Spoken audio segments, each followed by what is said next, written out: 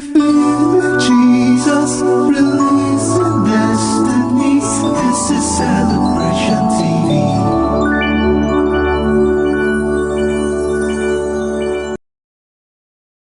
Revealing Jesus, releasing destinies. This is Celebration TV.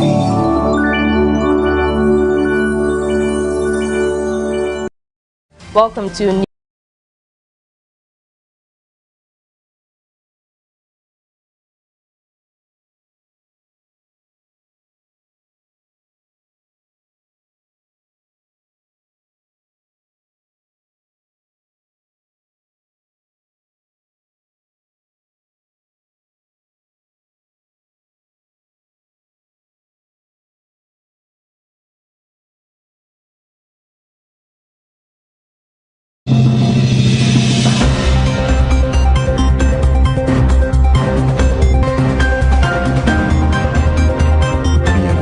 to 15.7 trillion naira at the end of December 2018. Senior Democrats have responded by accusing him of committing a gross offense. The All Progressives Congress has vowed to punish the Ogun State Governor, Ibikunle Amosu.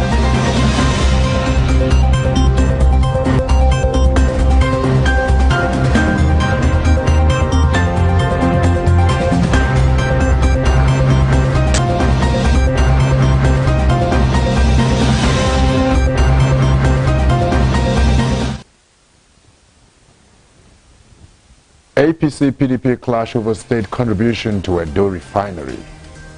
Sudan ready to work with ICC on war crimes. Trump's media advisor Kellyanne Conway resigns. NNPC generates $4.6 billion from crude exports in 13 months. And Bayern beat PSG to clinch 6th UEFA Champions League. Welcome to Celebration Television News Desk. I am Nicholas Akosile Walter. Please stay with us as we bring you details of the news after the short break. And go away.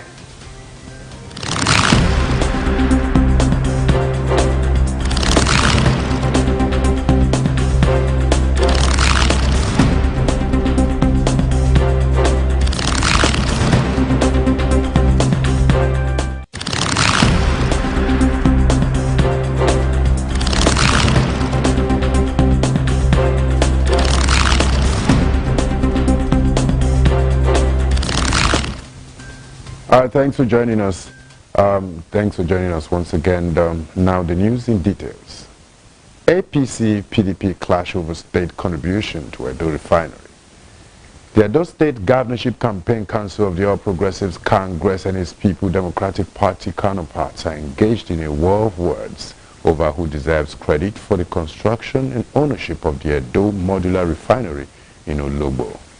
The chairman of the APC Media Campaign Council, John Mayaki, warned the Governor Godwin Obaseki-led PDP administration against laying claim to the project, which he said it contributed little or nothing to.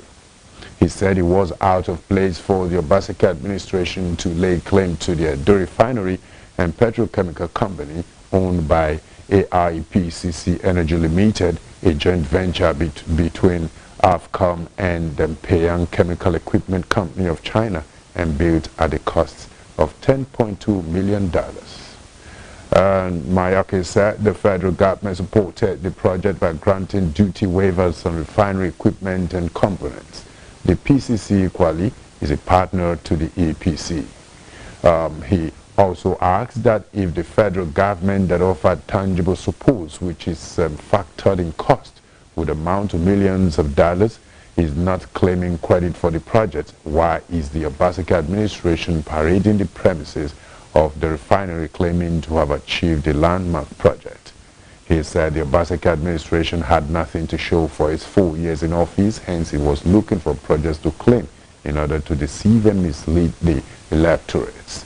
Responding, the special advisor to the governor on media and communication strategy, CRUSADES, said after last week's visit of a federal government delegation to the Edo Modular Refinery in Ologbo, the APC is now clearly confused as their campaign seems to have been deflated by the seller performance of Governor Obaseki and the near total acceptance that Obaseki enjoys from the Edo people. Quickly moving forward on academic staffs, the Academic Staff Union of Universities in Nigeria continues strike. The Academic Staff Union of Universities has vowed to sustain its ongoing strike action until the federal government addresses all its demands. The president, ASUU, Professor Biodun Ogunyemi, stated that at the University of Port Harcourt during an interactive session with critical stakeholders to explain the struggles of the union. Ogunyemi said ASUU was asking the federal government to implement the 2012 Universities Need Assessment it conducted, adding that the union's demands were genuine and in the interest of the nation. He added that it was saddening that Nigerian university lecturers were still on the same salary scale of 2009, stressing that this must be addressed before ASUU would suspend its ongoing strike. Ogunyemi stated that salary issues are still there. They have not fully addressed that. It appears that some forces in government are bent on making the members to suffer for withholding their salaries, but they believe that once they sort out the issues of the universities, transparency and accountability solution, other issues will fall in place. The 2009 agreement they had with the government stipulates that the agreement will be reviewed every 3 years, but since then they have not been able to review the salary scale. Still on other stories from Borno State, the Borno State of Nigeria distributes relief materials to 3,200 households. The Borno State government has distributed assorted food items to 3,200 families in a suburb of Maiduguri, the state capital, as part of efforts at cushioning the economic hardship in the state. Distributing the items, which include rice, tomato paste, seasoning salts, cooking oil, and noodles to the people of the Zabamari community on Sunday, the chairperson of the Borno State Emergency Management Agency, Hajia Yabawa Kolo, said the gesture was part of the government's ongoing efforts to support the low-income population in the state with palliatives. Kolo said the donation was to support the vulnerable segment of the society undergoing hardship as a result of the COVID-19 pandemic and insurgency. Kolo, who doubles as the secretary of the Palliative Response Committee, explained that some of the beneficiaries were persons with disabilities, old people, and widows, as well as other low-income earners. And quickly coming from around Africa, Sudan precisely, Sudan ready to work with ICC on war crimes. Sudanese Prime Minister Abdullah Hamdok said Sudan will cooperate with the International Criminal Court's efforts to prosecute those wanted for war crimes and genocide in connection with the Darfur conflicts. Hamdok pledge came during a televised address on the first anniversary of him assuming the post of Prime Minister. He said the government is fully prepared to cooperate with the International Criminal Court to facilitate access to those accused of war crimes and crimes against humanity to achieve full justice to those who committed war crimes and genocide against their own people. Sudan's authorities have agreed to hand over ousted former leader Omar al-Bashir to the International Criminal Court to face trial on charges of war crimes and genocide in a deal with rebels to surrender all suspects wanted over the Darfur conflicts. For a decade after his indictment, al-Bashir confounded the court, which is based in The Hague.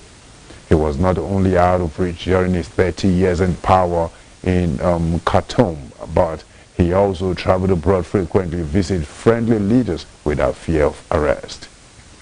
He even attended the 2018 World Cup in Russia, where he kicked a soccer ball playfully during an airport welcome ceremony and watched matches from luxury seating.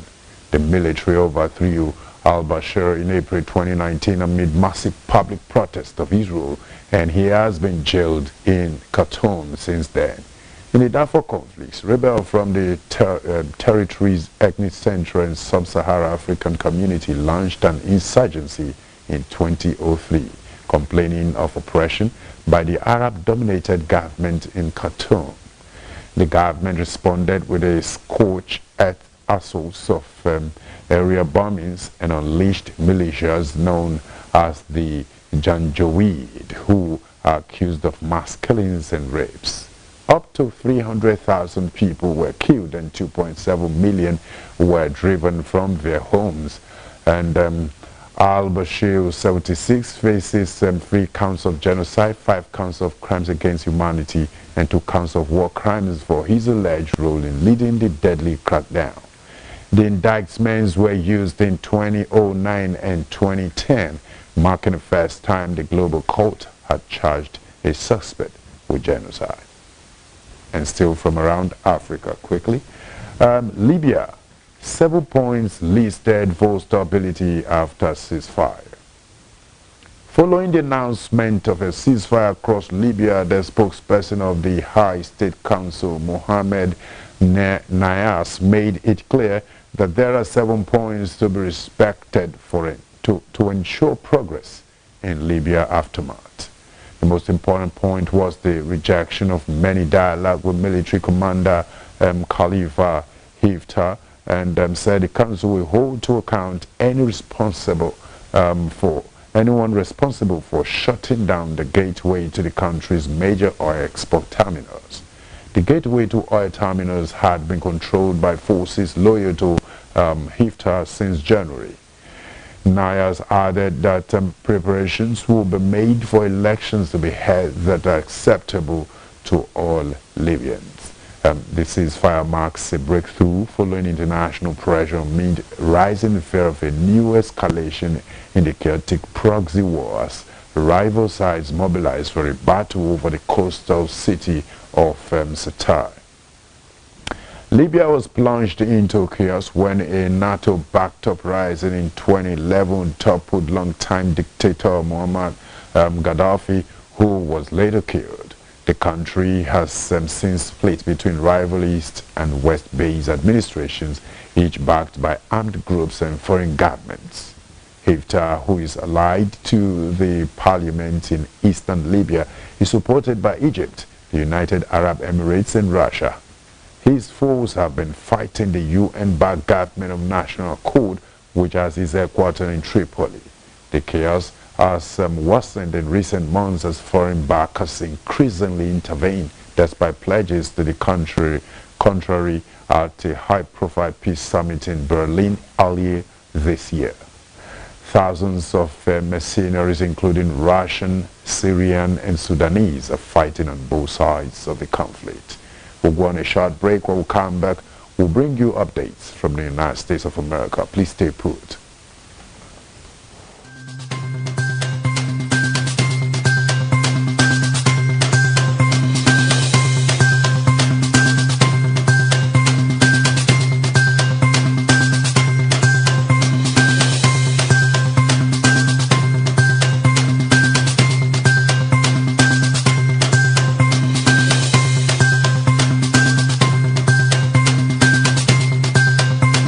Expect the unusual supernatural presence. Experience the move of the Spirit for extraordinary outburst. Stay in the chamber of His glory. 9 hours intimacy service with Apostle Johnson and Dr. Lizzie Suleiman. 9 hours intimacy service, 26th August 2020 at the International Worship Center, Omega Fire Ministries Headquarters, Auchi, Edo State, Nigeria. For inquiries, please call +234 806 464 6180. Be intimate. Be empowered.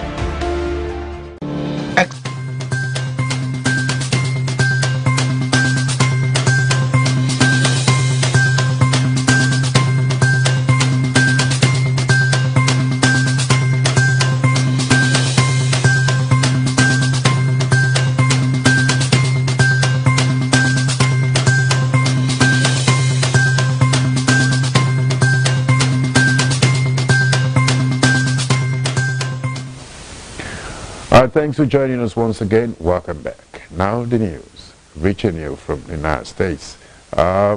Trump's media advisor Kellyanne Conway resigns.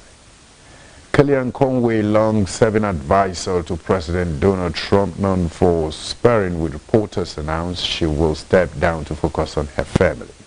Conway, 53, has been at Trump's side since day one, managing his 2016 campaign that catapulted the reality TV star into the world's most powerful office.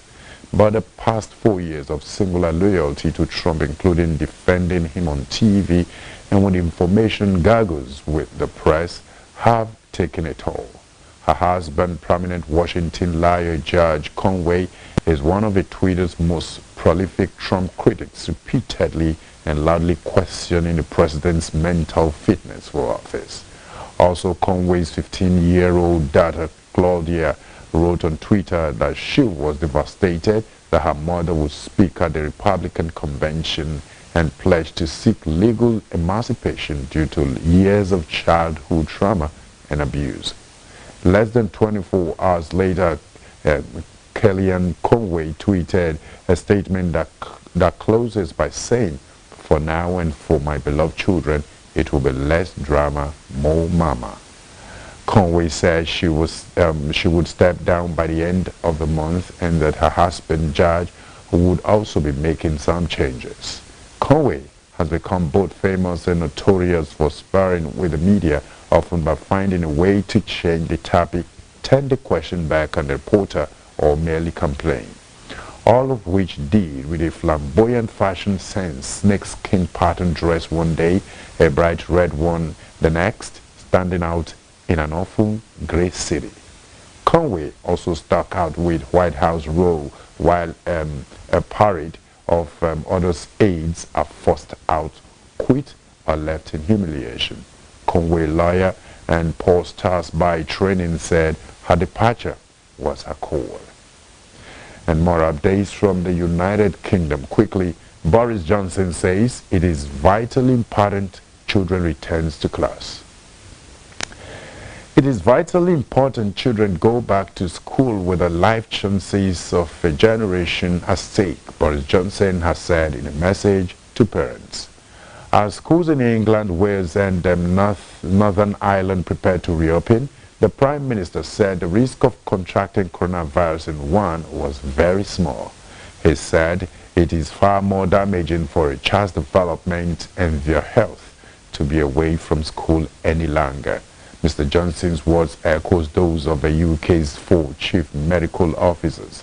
They have all signed a joint statement alongside deputy chief medical officers to reassure parents schools could mitigate risk during the pandemic.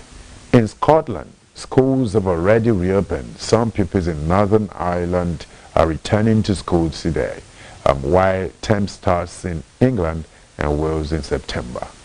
Mr. Johnson said in a statement released that he thanks school staff for spending his summer making classrooms COVID-19 secured. And citing comments from England's Chief Medical Officer, Professor Chris Whitty, at the weekend, Mr. Johnson said that the risk of contracting COVID-19 in school is very small and is far more damaging for a child's development and their health and well-being to be away from school any longer. Professor Whitney said on Sunday that children were more likely to be harmed by not returning to school next month than if they caught coronavirus. He cited evidence of children much less commonly needing hospital treatments or becoming severely ill with coronavirus than adults. Quickly on business news. NNPC generates $4.6 billion from crude exports in 13 months. The Nigerian National Petroleum Corporation announced that it made $4.6 billion as total crude oil and gas export receipts from June 2019 to June 2020. It also stated that the total crude oil and gas export receipts of $378.42 million was posted in June 2020 as against the $133.16 million recorded in May 2020. It attributed a marked improvement in revenue earnings to the ease of the COVID-19 pandemic global lockdown and the subsequent increased demand and firmer prices for crude oil in the international market. The NNPC said the petroleum receipts for the month of June 2020 reflected crude oil earnings of $230.65 million, with gas and miscellaneous proceedings standing at $75.97 million and $71.80 million respectively. Details of the earnings were contained in the June 2020 monthly financial and operations reports of NNPC. In the downstream sector, the corporation said 1.34 billion liters of white products were distributed and sold by the NNPC's downstream subsidiary and the Petroleum Products Marketing Company. It said that the figure was significantly higher than the 950.65 million liters of white products sold and distributed in May. A breakdown of the June 2020 figures indicated that over 1.3 billion liters of prime motor spirit, 5.1 million liters of automotive gas oil, and 1.65 million liters of dual-purpose kerosene were sold and distributed during the period. In monetary value terms, the above volumes translated to a total sale of 134.22 billion naira of white products by PPMC in June 2020 compared to 92.58 billion sales in May 2020. Total revenue recorded from the sales of white products for the period June 2019 to June 2020 stood at over 2.267 trillion naira, where petrol contributed about 99.12% of the total sales with a value of over 2.25 trillion naira. And still on business news, climate change will worse. I say climate change will be worse than COVID-19, federal government warns. The federal government has actually raised the alarm over the bad effects of coronavirus pandemic on climate change response, but warned that if prompt measures were not taken, the consequences could be worse. The government specifically said that although COVID-19 was bad, CCR could cause serious damages and spread over a much longer period with speed. The Director and Permanent Secretary designate in the Department of Climate Change at the Federal Ministry of Environment, Dr. Yerima Tafa, stated this in an interview with journalists during the opening ceremony of a workshop on the Nigeria Climate Change Response Program. He, however, expressed optimism that Nigeria, as a responsible global citizen, was committed to tackling climate change. At the event organized by the European Union under its Global Climate Change Alliance Plus program, the European Union Head of Session, Economic Development and Energy, Catherine Thompson, said that the European Union was committed to assisting Nigeria in meeting its pledges through the Nigerian Climate Change Response Program.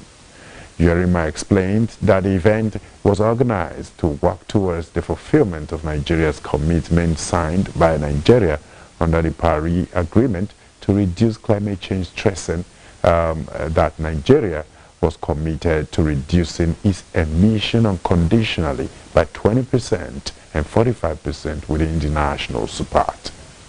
We'll go on a short break. When we come back, we'll bring you news from the sporting world. Stay with us.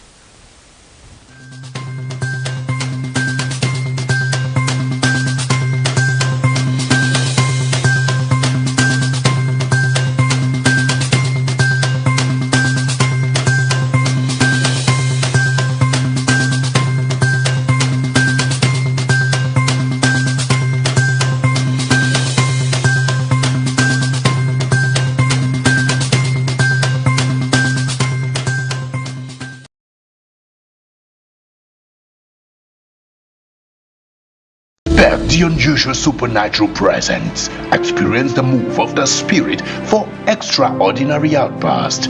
Stay in the chamber of his glory. 9 hours intimacy service with Apostle Johnson and Dr. Lizzie Suleiman. 9 hours intimacy service, 26th August 2020 at the International Worship Center, Omega Fire Ministries Headquarters, Auchi, Edo State, Nigeria. For inquiries, please call +234 806 464 6180. Be intimate, be empowered. Expect the unusual supernatural presence.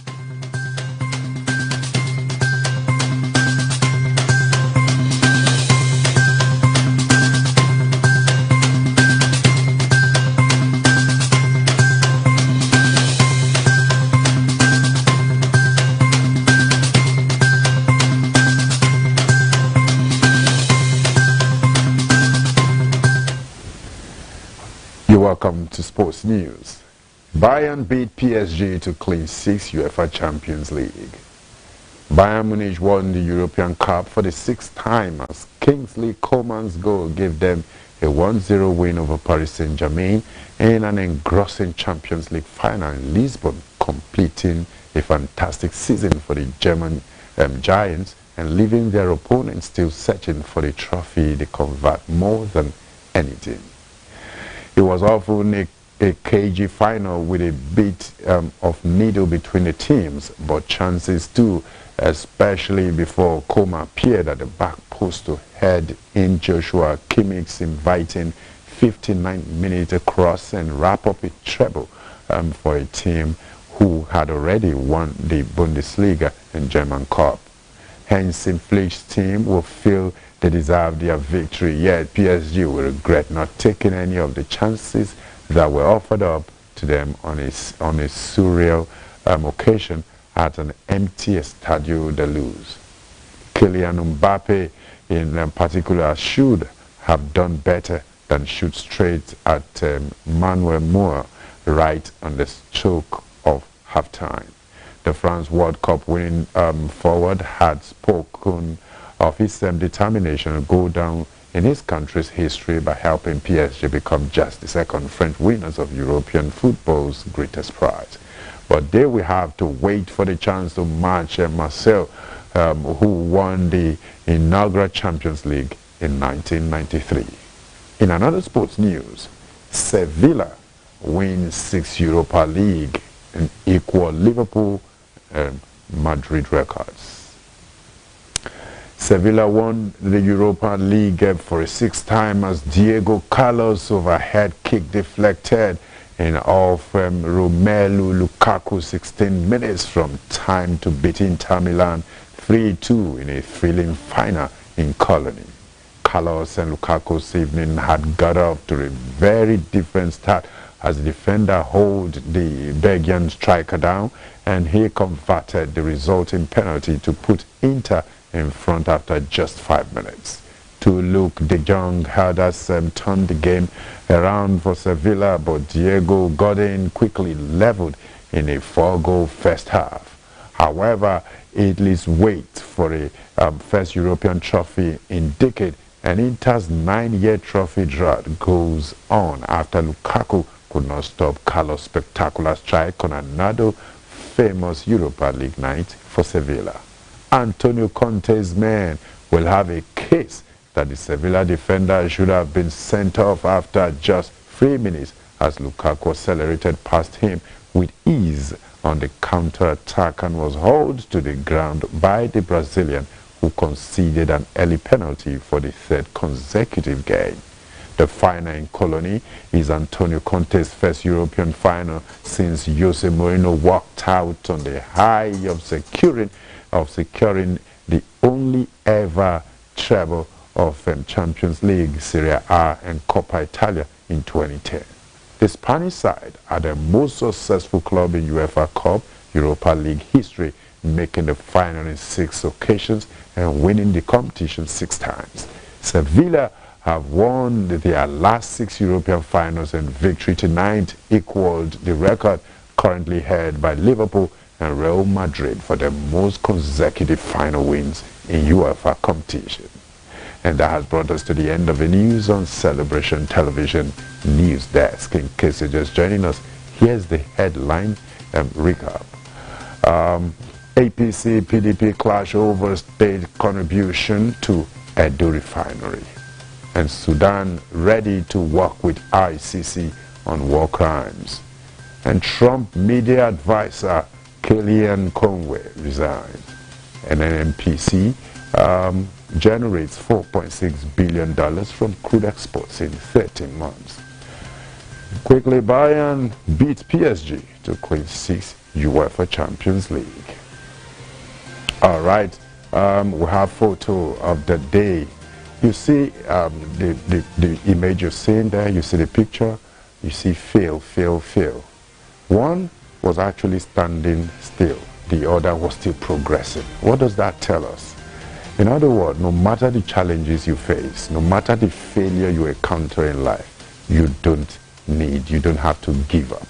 The other one actually gave up on himself, while the other one was climbing and climbing and climbing. Until you make attempts to overcome failures, you can never encounter success.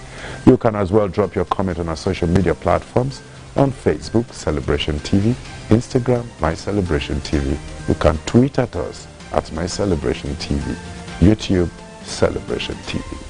Always remember that the continuous transformation of our society is a collective responsibility of all. No matter the office you hold today as a nation's president, a thought leader, an opinion molder, a character builder, a professional, or as a person pursuing passion, you have a duty to give your all to making this society a better place for us and the generations to come. Play your part and do it with all diligence. Thanks for staying with us on our news desk. I remain Nicholas Akosile Walter. Do have a wonderful week ahead.